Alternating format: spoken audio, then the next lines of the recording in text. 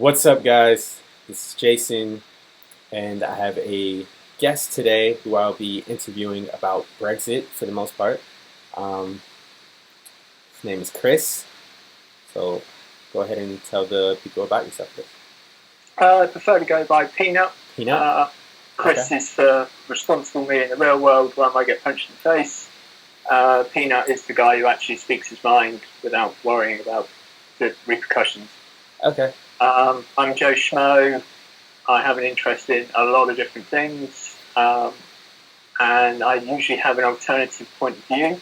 So I think that's kind of why you want to reach out with me, particularly about this Brexit vote.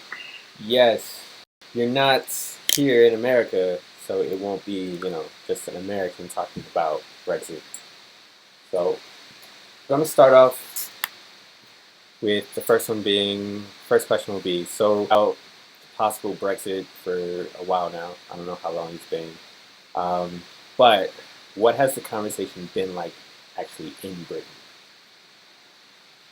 It's been pretty ugly on the whole. I don't bother to watch the mainstream news outlets. They're about as good as the ones in America, so I tend to avoid them. So I haven't seen that angle. Most of my stuff's been on Twitter, YouTube, and with occasional chats in person with people.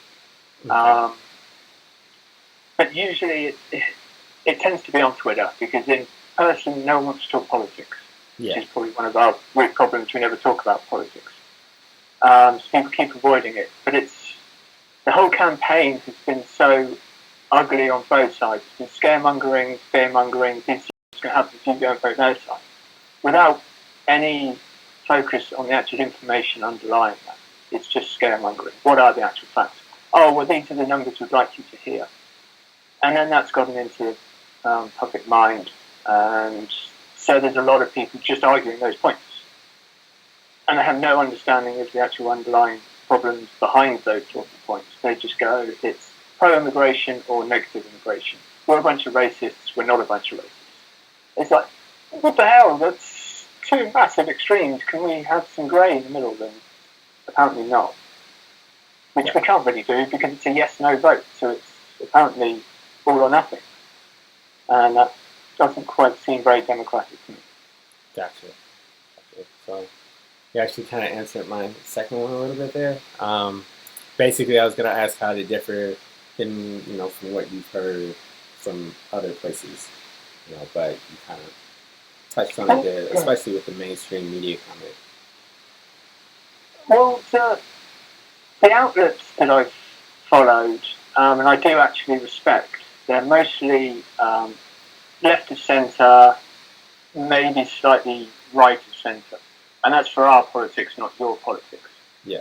Your politics, we're so far left that Bernie's going, excuse me. Yeah. And it's been weird how they've ended up cheering for pro-neoliberal policies, because it's all been bundled in, and they've struggled for talking points. So they're talking about basically trade deals. We're going to lose trade deals. So you've constantly argued against trade deals. Why are you now going, well, we can't leave because trade deals, we won't be able to trade with anyone? Well, isn't there a lot of good in that maybe we'll produce locally? So it's been very weird how the whole conversation's just shifted and been so tight around these points that people are so busy arguing for their side that they've ended up using arguments they've fought against for years. And that's been really weird to go and see. It's been very weird, very disconcerting. So, where exactly do you stand on the issue? I know that in our conversations and on your Twitter, you seem to have a bit more of a nuanced opinion rather than leave versus remain. Why? Well, opinion than in or out, pro-immigration, no immigration, part of unity or complete isolationism. We're all in the middle of that. It's just a scale of how far in the middle of that. But we've been so given two-option choice, as we so often are in politics, that it's just divided everyone into those two camps, which is why it ended up so fighty instead of a discussion about the more nuanced points. well, why? My point is, why didn't we have a leave, but I'm still for immigration? Leave, I want this. Leave, I want that. Exit, I want this, I want that, I want the other. Now, they'd still be grouped in the final thing, but the politicians and those who make those policies and involved in that will then have some more nuance to know how to proceed going forward. Because we're not just going to leave the rest of the world behind or just ignore EU countries. We now only trade with America and Australia and Commonwealth countries. That's not how it's going to work. So they need to know how we would like to move forward and no, I don't want the trade agreements, but I do want the immigration.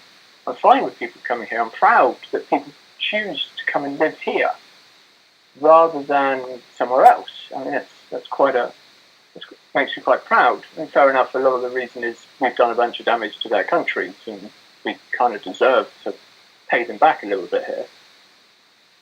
But when you just go and push people into two opposing camps, it just doesn't work. Now, for me, a lot of my vote was against neoliberal economics. Gotcha. And that's at the core of the EU. It's what it's built on. And I don't want that. Now, we've got too much of that anyway here. Far too much, in my opinion. But I don't get a vote on that. And this is the biggest vote for such kind of policies. Now, that's not the only reason.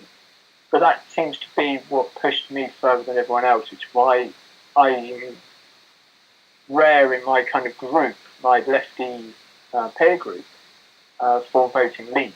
I think I just put far more weight behind that than anything else. But that's my choice. Now, a lot of other people would have had a separate driving force. It would have been one thing that probably really impacts their life the most. Now, if someone's lost their job to an immigrant, I can understand them going, these immigrants are a real problem. Well, I've lost my job. That's core to them. But there'll be other things as well that mix in. And there's just been no conversation. It needs to be a conversation, not just two people trying to convince each other that the other's right. And you're saying that we're trying to shift from this extreme to this extreme. You're not going to shift people from one extreme to the other. It's all grey. So I might be able to convince someone a little more that maybe Leave isn't that bad and there could be some good points, but I'm probably not going to convince people to go and vote Leave who are pro-Remain. It's not going to happen. So it's the whole problem with politics seems to be where we're falling apart. There is no nuance. We just say one extreme or the other and they go and interpret that however they see fit, however they interpret, but so often it's how they see fit. And they'll pick the bits that actually fit with the narrative that they want to go and push on us. Okay. With that, I think nuanced opinions would have been good, but do you really think that would have made a difference? I know when it comes to America with our politics, with how our system works, even if we do go and vote yes or no on something, it's still interpreted by our politicians however they want it to be interpreted. Do you think they would still just find a way to twist it to their own goals at the end? Sure, but that's why, in America at the moment, that's why you want to have that Elizabeth Warren in the room and be able to provide them with some evidence to back up their arguments. At the moment, it's just, there's been some polls that suggest this, that, and the other. No, this is an actual referendum. This is an election. People have come out to vote on this. This is important. So that's far more accurate data to have. So it's more of an official polling at the same time. To be able to then dial down and go, okay, this goes against all of these things. We can't have this policy. This policy is against 60% of the people.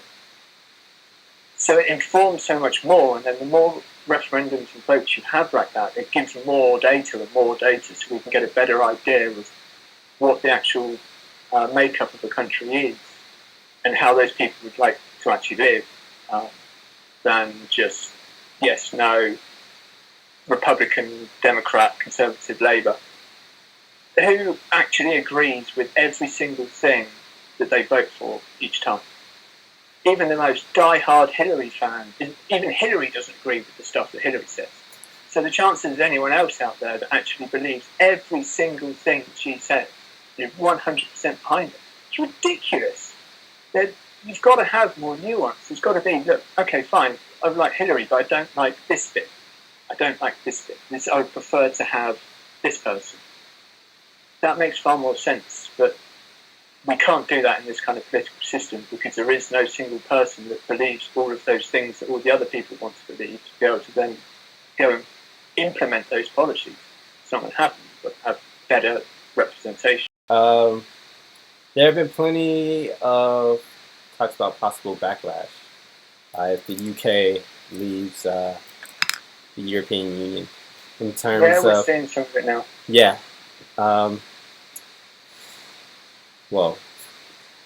We've seen backlash already, like you just said, with the economy, 31-year low. Do you think that's just reactionary low, or do you think that's something that will stick for a while? Well, the thing with the economy is, as far as I'm concerned, the economy is as fragile as it's ever been. The whole market's massively overinflated and due to a correction anyway. So if this triggers the correction, great, we've got it over with, we can start moving on.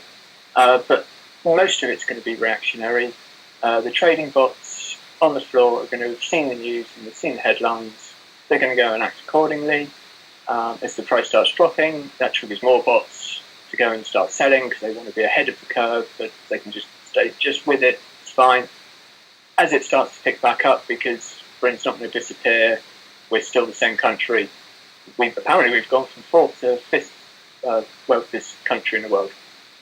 Really, I didn't just lose a bunch of my wealth. Like, really, a load of big money, massive money has gone and shifted. That doesn't affect anyone.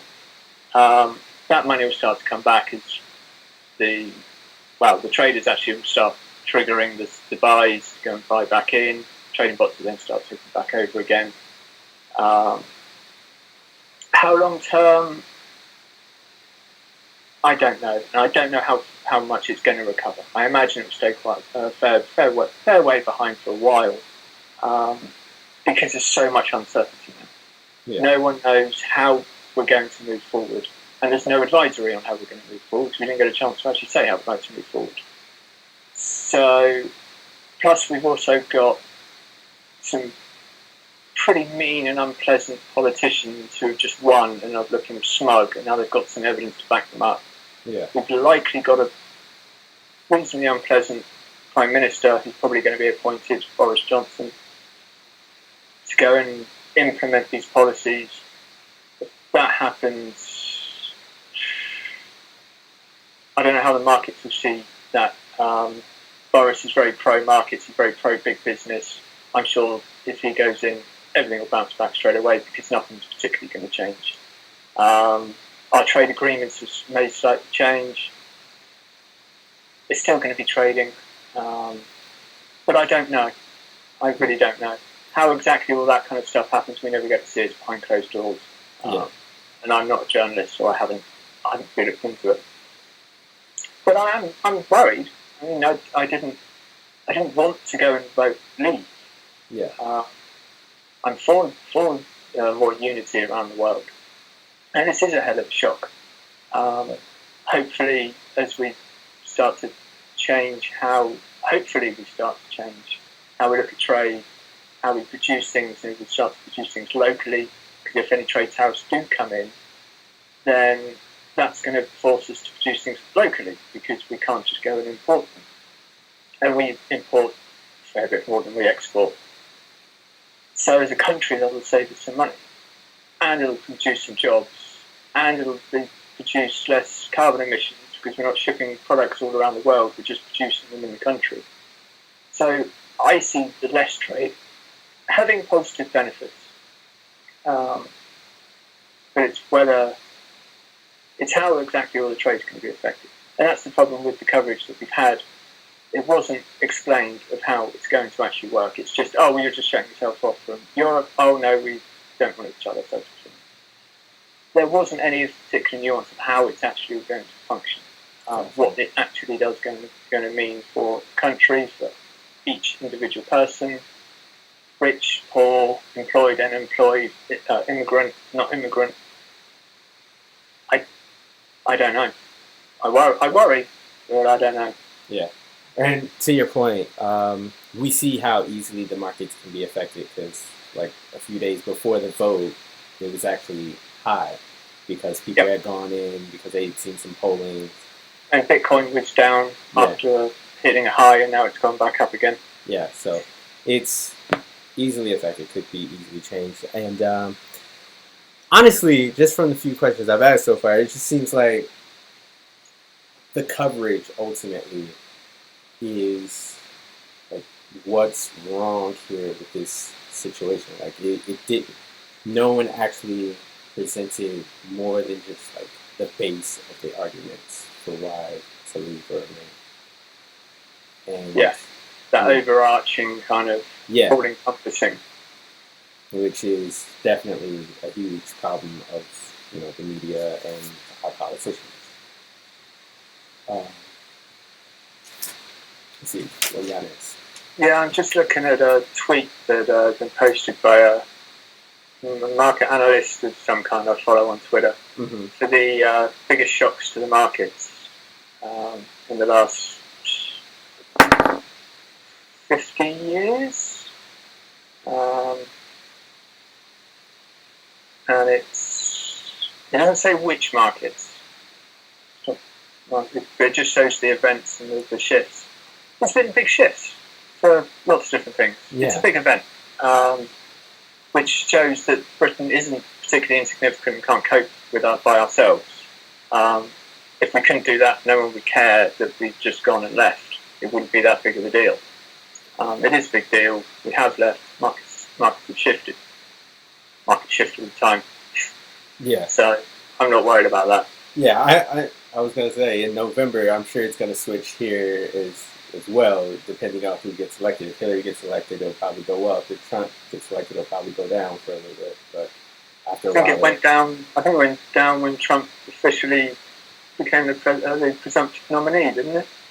I'd imagine it would have done. I don't know. It's possible. Yeah, I mean, the big money doesn't like him much, supposedly. Yeah. So.